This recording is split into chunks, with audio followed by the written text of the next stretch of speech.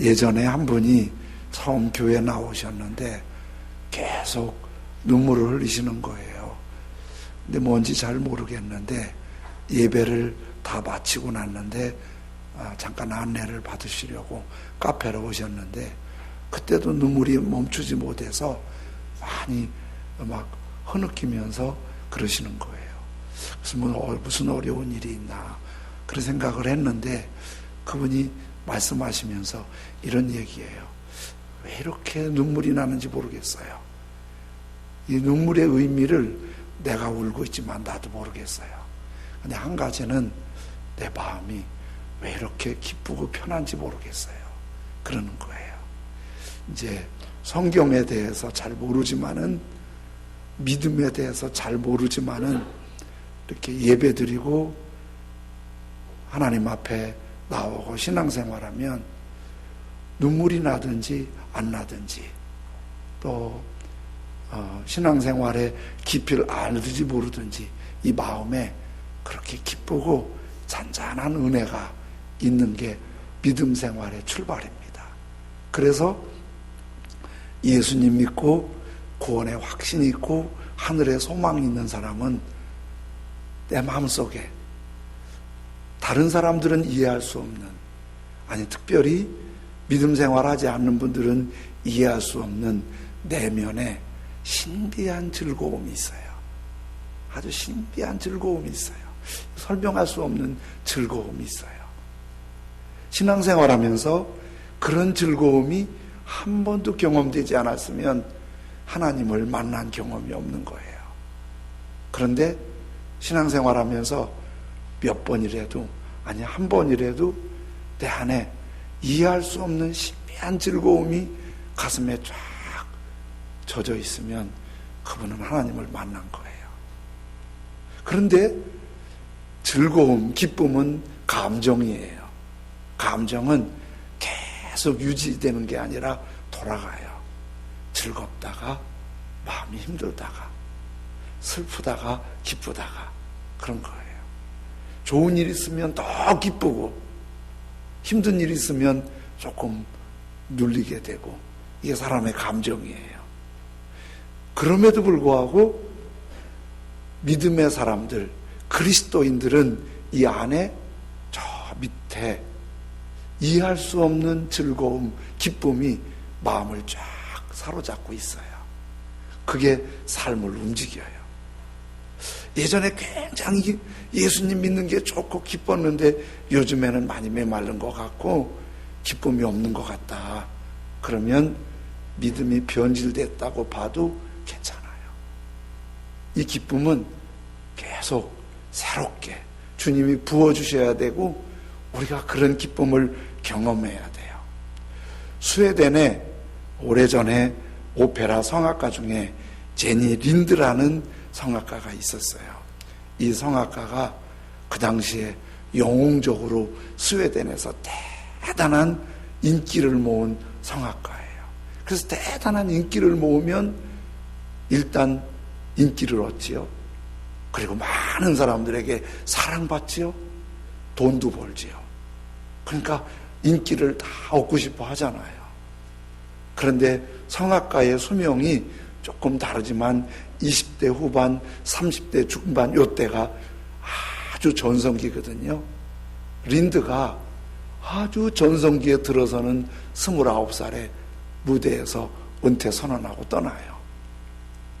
모두 충격을 받았지요. 얼마든지 할 수 있는 나이인데 왜 떠났지? 그러면서 여론은 그랬어요.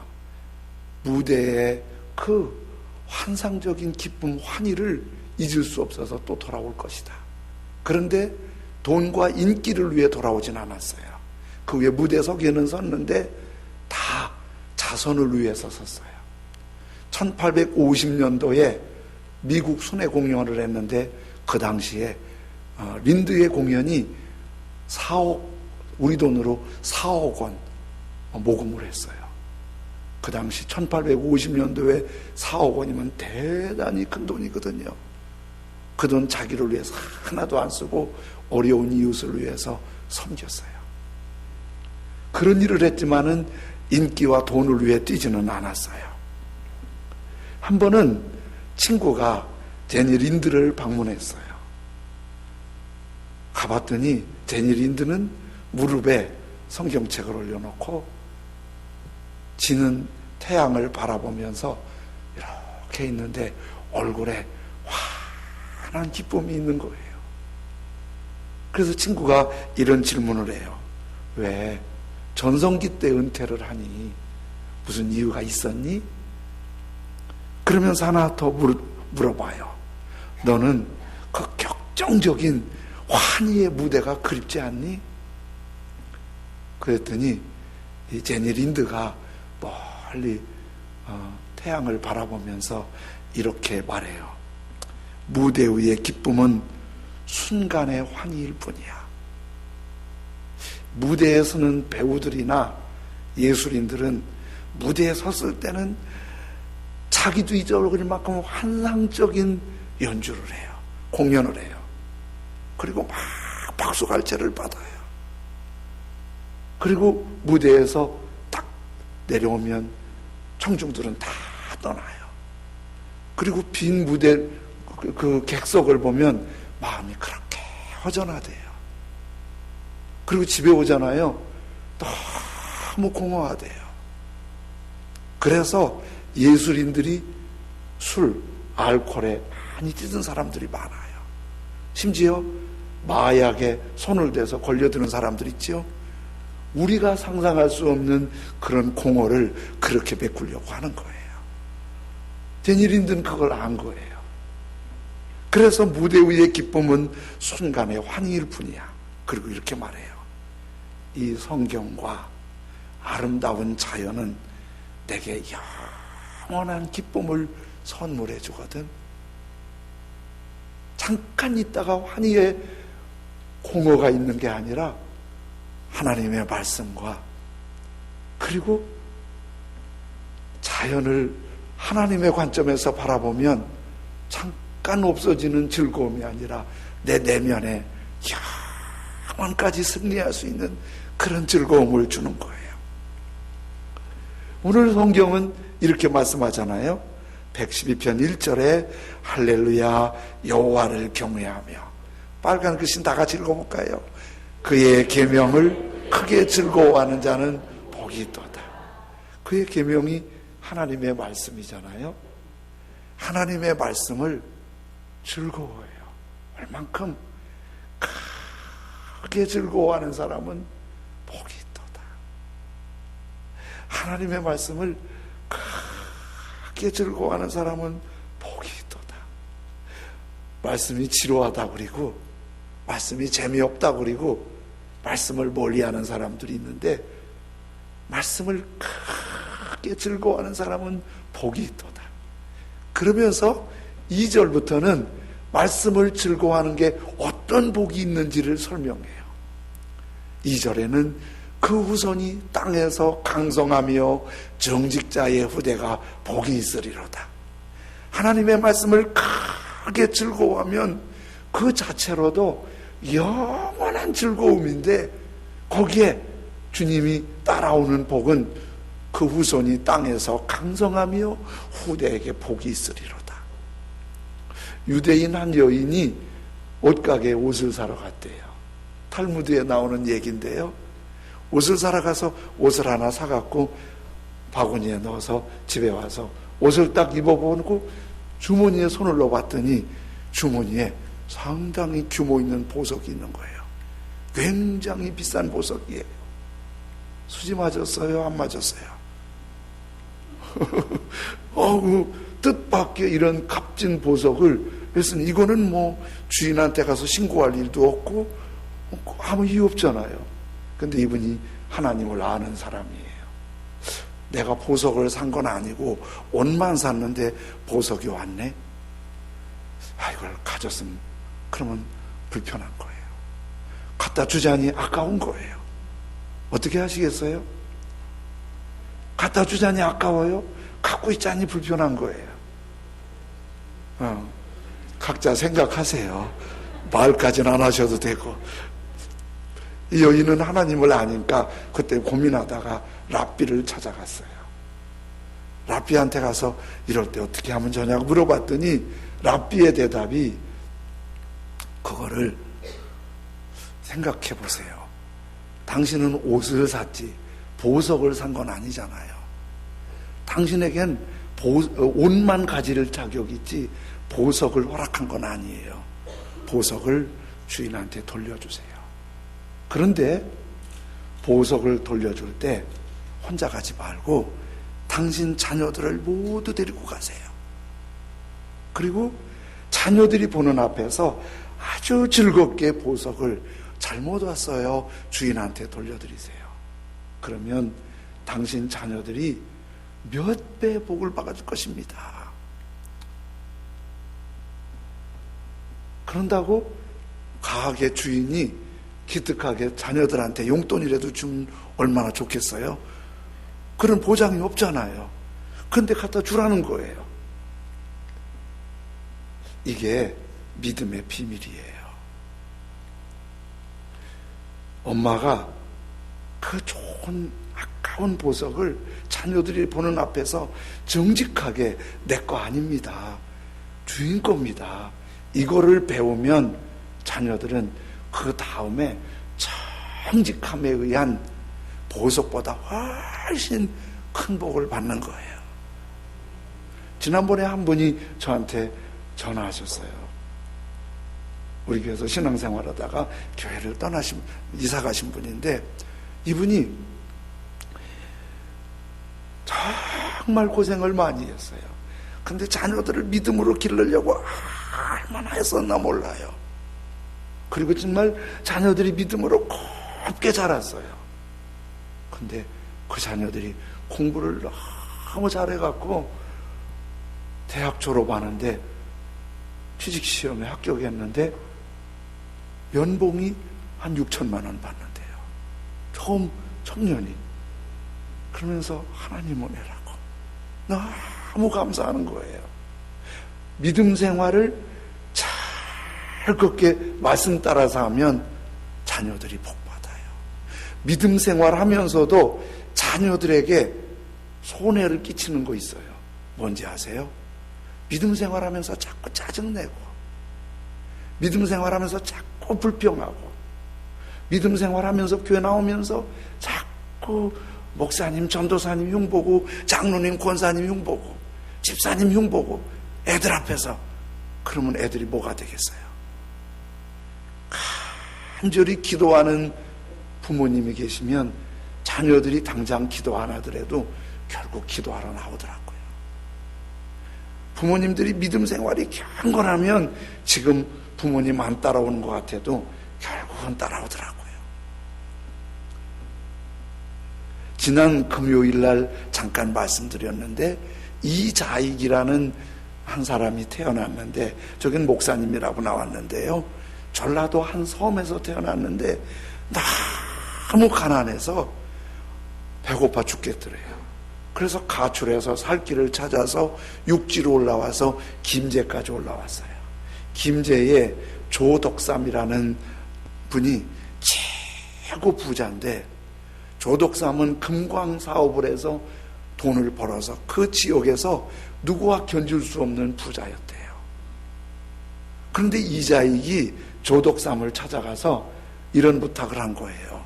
제가 이 집 모성으로 평생 일할 테니까 돈은 안 줘도 되고 삼시세때 배고프지만 않게 해달라고, 밥만 시컷 먹여달라고.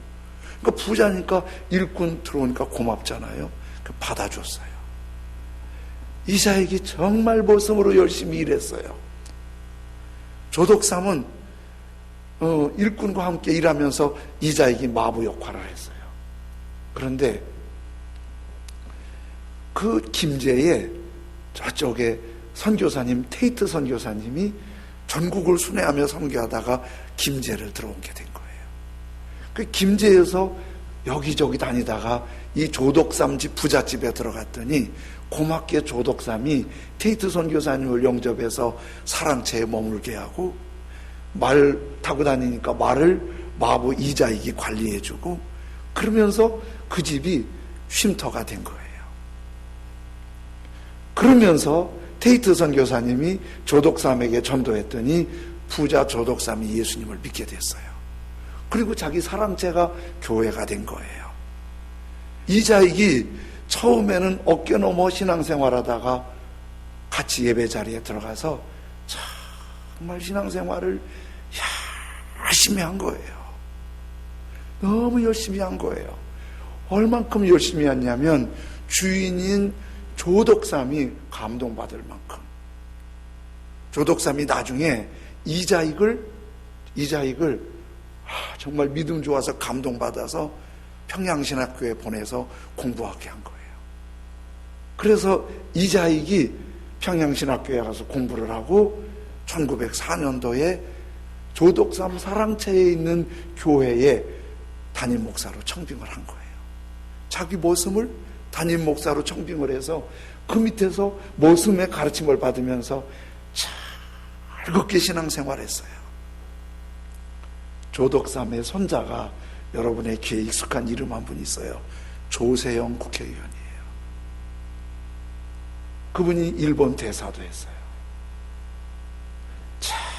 즐겁게 신앙한 생활하니까 주인이니까 그대가 1800년도 후반과 1900년 초거든요. 그때만 해도 조선시대 양놈과 쌍놈의 부분이 심할 텐데 조독삼이 그런다는 거는 믿음 아니면 도저히 상상할 수 없었어요. 그 안에 주님을 향한 기쁨이 없으면 그게 도저히 안 됐어요. 그런데 그게 믿음 안에서 즐겁게 크게 즐겁게 섬기니까 그 자손이 복을 받는 거예요. 그래서 어떻게? 하나님의 말씀을 크게 즐거워하면 그 후손이 강성하며. 또 이런 복도 말씀하세요. 112편 3절에는 부와 재물이 그의 집에 있으며 그의 공의가 영구히 서 있으리로다. 하나님의 말씀을 즐겁게 따르는 사람에게는 무슨 복이 있어요? 부요하고 재물의 복도 받는다는 거예요. 경제적인 복도 있다는 거예요. 우리나라에 서양식 병원이 가장 먼저 생긴 게 제중원입니다. 알렌 선교사님이 의사로 오셔서 한국에서 복음을 전하셨어요. 그리고 병원을 세우고 제중원을 세워서 여기서 진료했는데 그 전에는 민속 방법으로 위험한 방법들을 썼어요. 그리고 다 무속적이고 과학적이지 않은 방법을 쓰다가 임상 실험이 안 된 방법으로 하다가 죽기도 하고 더 화를 입기도 하고 그랬어요. 그런데 과학적인 제중원에서 아주 저렴하게 치료하니까 환자가 밀려들지요. 많이 치료받지요. 그리고 병원은 노후되지요. 병원이 좁지요. 그래서 병원을 좀 확장하고 싶은데 예나 지금이나 병원 짓는 일이 쉽지 않잖아요. 알렌 선교사님이 같이 동역했던 선교사님이 캐나다 출신의 에비슨 선교사님이에요. 그래서 그 당시에 에비슨 선교사님이 제중원의 원장님이셨어요. 병원을 세우기 위해서 에비슨 선교사님이 미국에 갔는데 마침 뉴욕의 카네기홀에서 선교대회를 하고 있었어요. 그때 에비슨 선교사님이 발언할 기회가 있어서 많은 선교의 동역자들 앞에 이렇게 말해요. 제가 조선에서 왔는데 조선의 건강 상태가 아주 안 좋습니다. 우리가 처음 병원을 세웠는데 제중원을 세웠는데 환자들이 밀려와서 감당할 수가 없습니다. 고치고 전도하면 전도가 아주 잘 됩니다. 병원을 확장해야겠는데 병원을 확장할 수 있는 헌신할 수 있는 분 헌신 좀 부탁합니다. 감동 있으면 말씀해 주세요.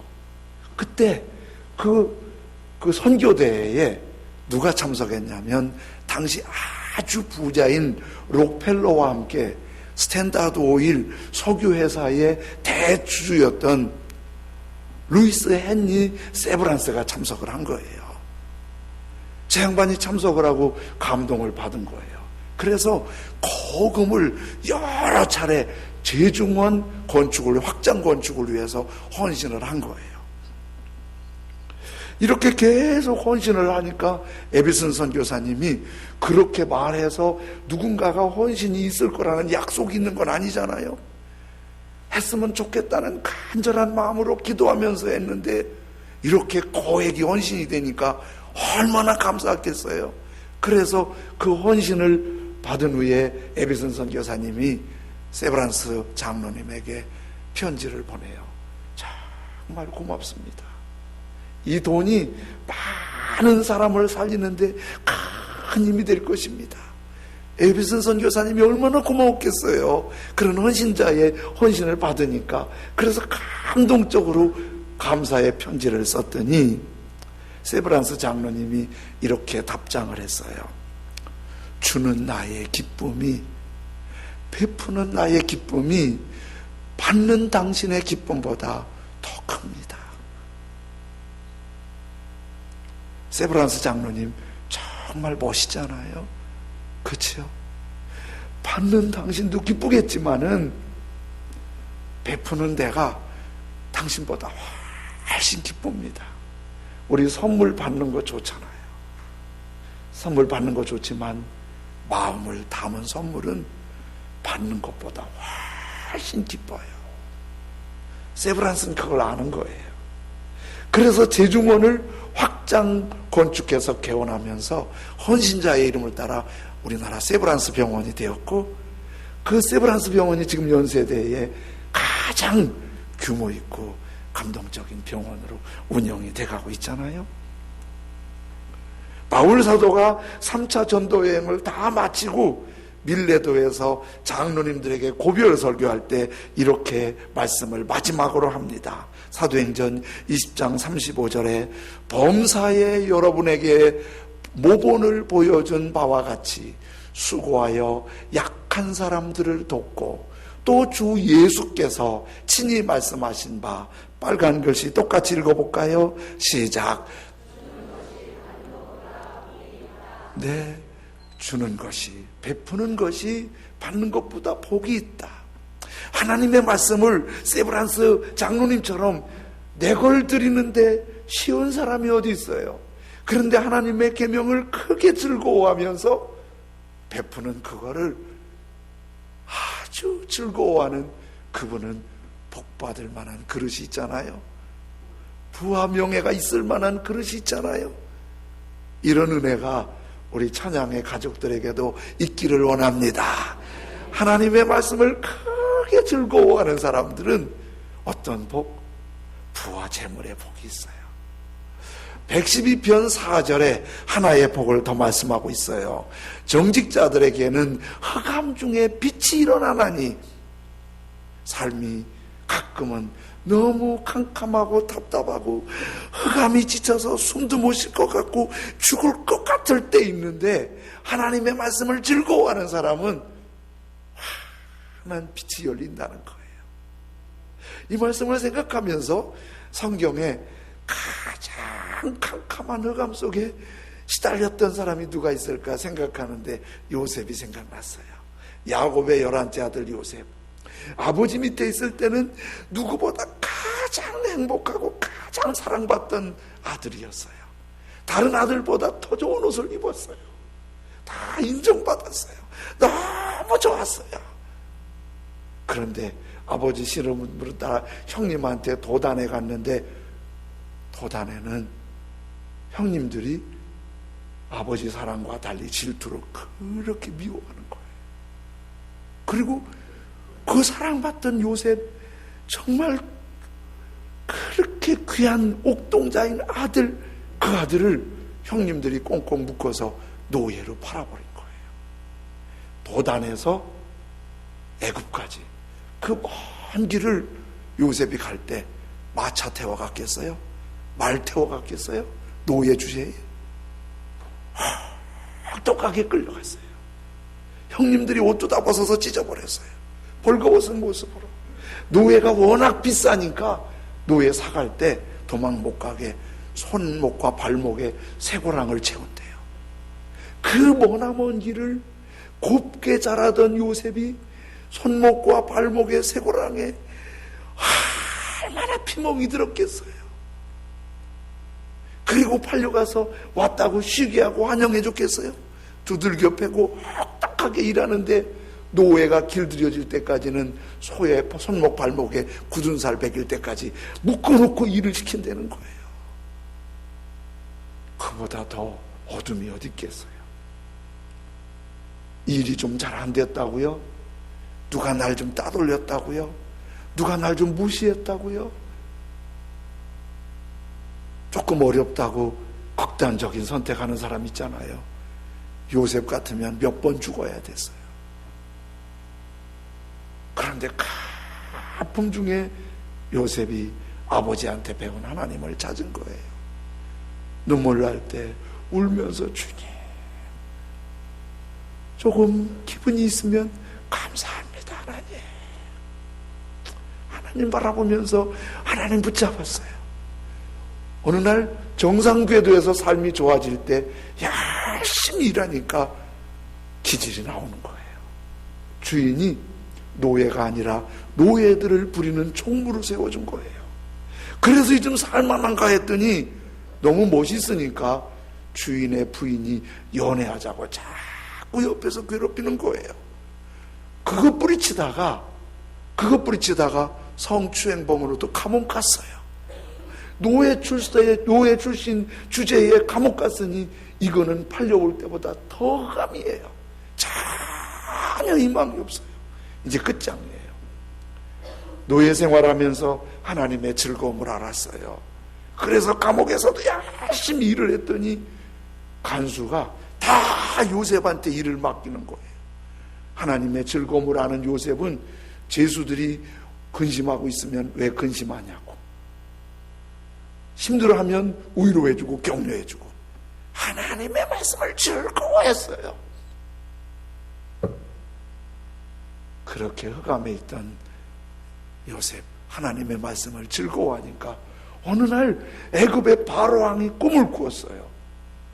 그 꿈을 해석하지 못해서 난리인데 하나님을 즐거워하고 기도하는 요셉이 그 꿈을 해석해요. 바로왕이 이렇게 하나님과 감동된 사람이 어디 있겠냐고, 절대 절망의 흑암 중에 있는 요셉을 애굽의 총리 2인자로 세운 거예요. 환한 빛이 비친 거예요. 욥기 11장 13절에 이렇게 말씀하세요. 만일 내가 마음을 바로 정하고, 어떻게? 하나님 앞에 바로 정하고, 하나님의 말씀이 즐거운, 하나님과 가까운 바로 정하고, 주님을 향하여 손을 들고 네 손에 죄악이 있거든 멀리 버리라. 제가 좀 줄였어요. 그리하면 11장 17절에 다 같이 읽겠습니다. 시작. 어둠이 있다 할지라도 아침과 같이 될 것이요. 대낮은 밝기 중에 가장 밝은 거예요. 아침빛은 가장 상쾌한 빛인 거예요. 하나님을 향해 바로 정하고 하나님의 즐거움이 있는 사람에게는 대낮처럼, 아침빛처럼 여러분을 환하게 열어주실 줄로 믿습니다. 사랑하는 여러분, 힘든 일 있으세요? 답답한 일 있으세요? 너무 벅 차고 막 주저앉고 싶은 일 있으세요? 하나님 말씀을 즐거워하세요. 하나님께 예배하고 찬송하는 걸 즐거워하세요. 그럼 어떻게 된다고요? 대낮처럼, 아침빛처럼 밝아지고, 하나님의 말씀을 크게 즐거워하는 사람은 후손이 강성하게 되고 부와 재물이 있고, 그리고 흑암 중에 있다도 대낮처럼, 아침처럼 밝아지는 거예요. 여러분, 우리 하나님을 믿잖아요. 보이지 않는 하나님이 우리를 보고 뭘 가장 좋아하실까요? 우리를 보고 뭘 가장 좋아하실까요? 헌금 막 엄청 많이 드리는 거 좋아하시겠죠? 막 교회에서 막 땀 흘리고 열심히 막 봉사하는 거 좋아하시죠? 전도하는 거 좋아하시죠? 근데 하나님이 뭘 그렇게 좋아하실까 생각하다가 이런 생각을 했어요. 부모님이신 분들이 자녀를 볼 때 뭐가 제일 좋을까? 부모님의 눈에서 볼 때, 자녀를 볼 때 뭐가 제일 좋을까? 아들이 돈을 많이 벌어갖고 10억을 가지고 와서 아버지 용돈이라 쓰세요. 에이씨. 그러면 그래 A씨에도 좋고 욕에도 좋고 두드려 패도 좋다. 10억이면 그만이다. 이럴 아버지가 있어요? 있어요? 제정신이 아니에요.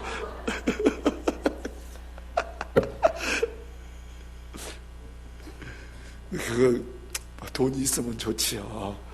그러나 부모님이 진짜 좋아하는 거 제가 좀 배웠어요. 저와 사모님하고 둘이 살 때는 하루 종일 말할 일이 별로 없어요. 뭐 만나지도 별로 못하지만은 난 밖에서 일하고 하니까 사모님은 또 별도로 신방 다니고 그러니까 별로 없지만 또 만나도 뭐 사모님한테 그 말도 안 했어요 그러는데 잊어버려요 집에 가면.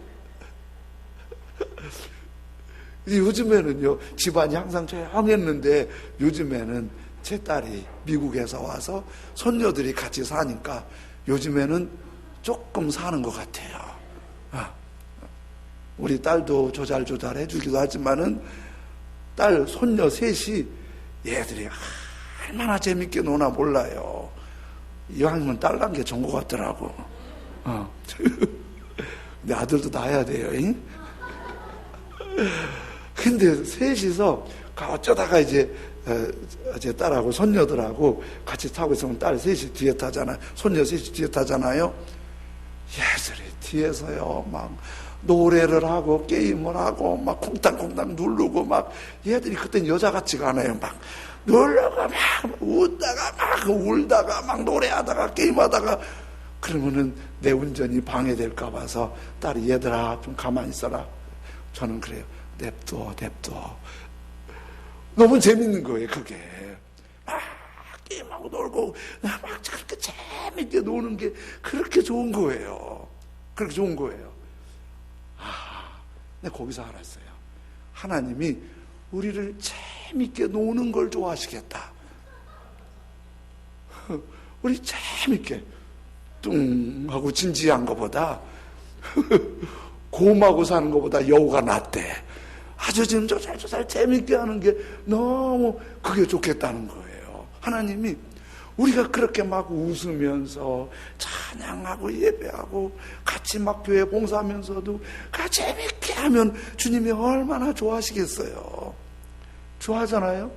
그러니까 논다 그러면은 우리는 부정적인 생각이 있어요. 왜냐하면 놀기만 하냐? 놀기만 하냐? 사실은 사람은 노는 거예요. 네. 노는 건데 어떻게 노느냐가 중요해요. 죄를 지으면서 놀 때 이게 위험한 거예요. 술을 마시고 죄를 짓고 방탕하게 놀면 하나님이 싫어하세요. 왜? 어리석은 거니까. 지난 주간에 친구 목사님이 병원 갔다 오시더니 한숨을 푹 쉬는 거예요. 40이 안 돼 보이신 분이 고혈압, 당뇨, 뇌출혈까지 쓰러져서 희망이 없어 보이는 거예요. 부인은 옆에서 울고 있고 기도해주고 왔는데 부인 얘기를 들어보니까 술과 담배로 자기 몸을 다 망가뜨린 거예요. 자기 몸을 관리하지 않은 거예요. 그 자기에게 무너지는 거잖아요. 하나님 그 어리석은 걸 보고 좋아하시겠어요? 그런데 놀기는 놀되 하나님으로 노는 거예요. 하나님으로.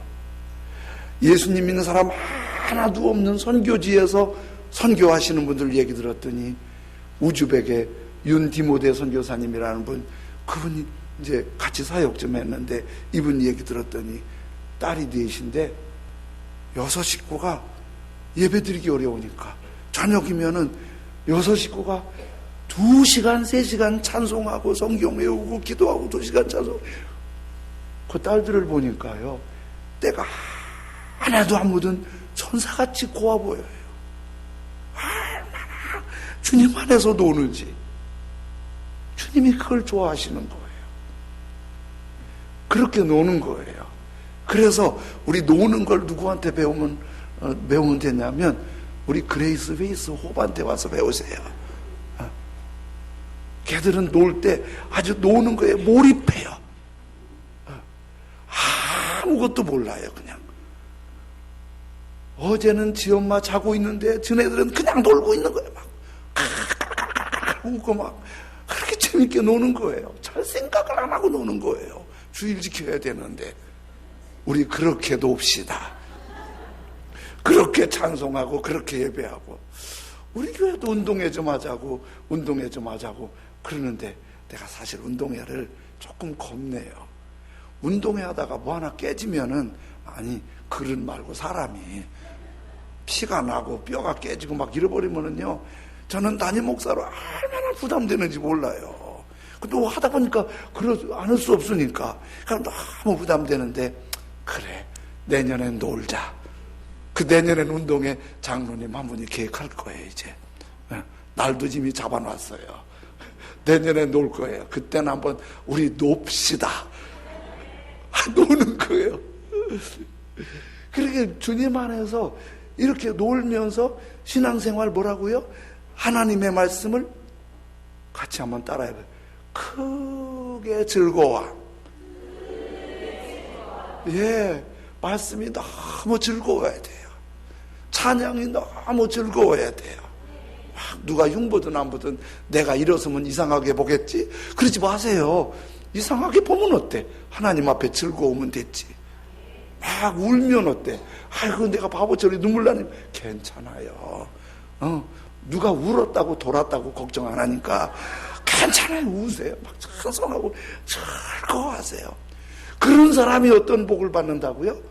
후손이 강성하고 재밌게 살아야 돈도 벌어요.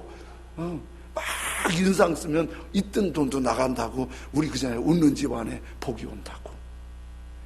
막 재밌게 해야 어둠도 싹 물러가고 빛이 오는 거예요. 그리고 이 복을 받는 열쇠를 오늘 112편 1절에 뭐라 그래요? 다 같이 읽습니다. 시작. 할렐루야. 여호와를 경외하며 그의 계명을 크게 즐거워하는 자는 복이 있도다. 아멘. 하나님의 말씀을 크게 즐거워하는 거예요. 근데 저는 잘 안 즐거워요. 왜 그렇지요? 자꾸 힘들고 지루하고 짜증나고 그래요. 간단해요. 하나님하고 서먹하셔서 그래요. 일주일에 한 번 주일 낮에만 와서 안녕하세요. 네가 누구지? 그 즐거울 리가 없잖아요. 주일에도 나오시고 오후도 예배 드리시고 수요일에도 오시고 금요일에도 오시고 새벽에 정말 힘들게 하시는 분들이 새벽기도 나오시는 분들이 있으세요. 그렇게 기도하세요. 너무 바쁘시면 큐티 좀 하시고 집에서 혼자 찬송 부르고 이러다가 주님을 부르고.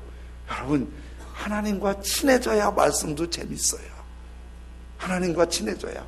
친해지는 거는 체주 없어요. 가까이 해야 돼요. 아무리 친한 사람도 멀면 정 떨어져요. 조금 서먹한 사람도 미운 놈도 가까이 있으면 미운 정이라도 들어요. 하나님이 미운 놈은 아니죠? 그러니까 하나님을 가까이 하면 하나님과 정들어서 말씀이 재밌고, 말씀이 재밌으면 자손이 잘 되지요. 재물도 얻지요. 어둠도 물러가지요. 이런 복이 있으시길 예수님의 이름으로 축복합니다. 아멘. 우리 찬송 421장 손뼉 치면서 찬송 부르다가 주님 말씀을 즐거워하게 해주십시오. 하나님이 친해지게 해주십시오. 그 즐거움 때문에 주님 자손들이, 믿음의 즐거움 때문에 자손들이 강성해지고, 믿음의 재물 때문에 자손도 복받고, 믿음의 즐거움 때문에 어둠도 물러가는 은혜가 있게 해주십시오. 주님과 친해지고 즐거워지게 해주십시오. 찬송 부르다가 기도하자고 그러면 같이 기도했으면 좋겠습니다. 우리 손뼉 치면서 찬송 드리겠습니다. 내가 예수 믿고서 죄 사함 받아 나의 모든 것 다 변했네. 지금 내가 두는 길 전 아멘. 주의 피로 내 죄가 씻겼네. 나의 모든 것 변하고 그 피로 구속받았네. 하나님은 나의 구원 되시오니 내게 정죄함 없겠네. 주님 밝은 빛 대사 어둠에 지고 나의 모든 것 다 변네. 아멘. 온전케 됨은 주의 공로를 아멘 아멘. 나의 모든 것 변하고 그 피로 구속받았네. 하나님은 나의 구원 되시오니 내게 정죄함 없겠네. 내게 성령이 임하고 그 크신 사랑 나의 맘에 가득 채우며 모든 공포 내게서 물리치시니 내 맘 항상 주 안에 아멘. 나의 모든 것 변하고 그 피로 구속받았네. 하나님은 나의 구원 되시오니 내게 정죄함 없겠네. 나의 모든 것 변하고 그 피로 구속받았네. 하나님은 나의 구원 되시오니 내게 정죄함. 주님을 향해 오른손을 들고 나의 모든 것